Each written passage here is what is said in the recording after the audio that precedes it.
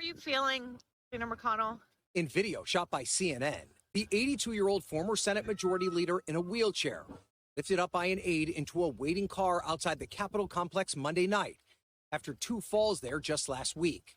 His team said the wheelchair was just a precaution. Those falls, the latest in a growing list of concerning health moments. McConnell had a series of apparent freezes before the cameras in recent years. Starting with a 19-second pause during this July 2023 press conference. If it's consistent and he's not able to actually communicate and make his points, then I don't see him. I think he should step aside. McConnell is serving his 7th term in the Senate, first elected to the upper chamber back in 1984.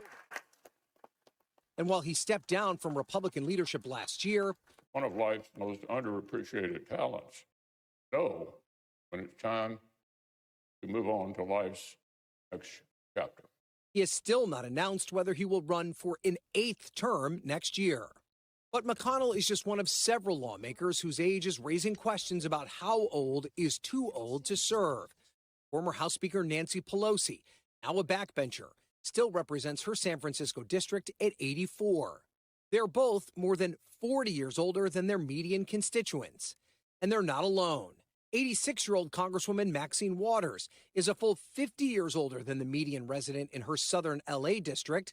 And Iowa Senator Chuck Grassley, the oldest senator still serving at 91, has almost 52 years on the median Hawkeye stater. Unfortunately, I think that the motivation to stay in office, advanced age, past the retirement age, past where we see most people working, is to maintain power and all the benefits that come with it. In 2023, California Senator Dianne Feinstein defying calls to retire before the end of her term after several health scares and a moment where she appeared to be out of it during a committee vote. Yeah, just say aye. Okay, just aye. Feinstein, then the oldest member in either chamber of Congress, died in office at 90 years old. In years past, powerful lawmakers have made a habit of stepping aside before Father Time did it for them. Iconic House Speaker Tip O'Neill retired from Congress at just 73. Democratic Senate Majority Leader Harry Reid at 77. And John Boehner, the last pre-Trump Republican speaker, left Congress at just 65 years old. There has always been a median age of at least 50 in Congress. This is the oldest.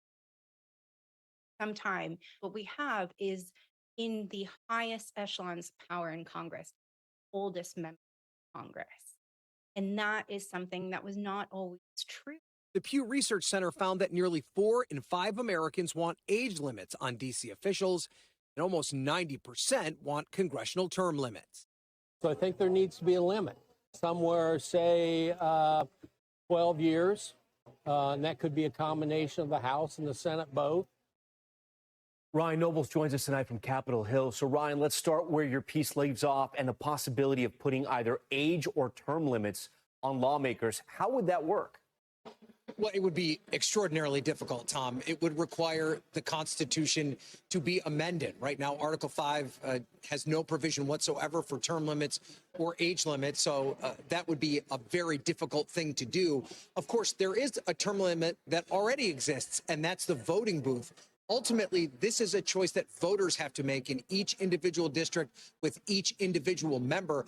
They have the power to vote out anyone who they think maybe past their prime and should leave office. But at this stage, voters just haven't seemed to be too plugged in on this as an issue that's at the forefront. And it's interesting, right, because we talk about Congress in your story here and the issues with age and maybe term limits.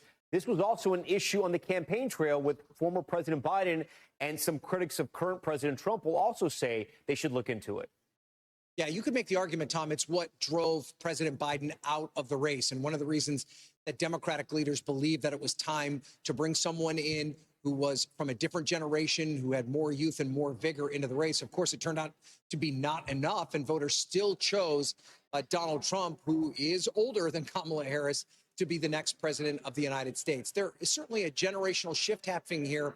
And the other thing that is interesting about this, when you look at the polling, is that if you ask just generally, do you think that members of Congress the president are too old, people tend to say yes. But then when you break that down to the individual person and they say, what about this guy? What about this person who represents you? They tend to have a different opinion. So this isn't something that where there's a blanket answer to it. It's really something that voters judge on a case-by-case basis, Tom. All right, Ryan.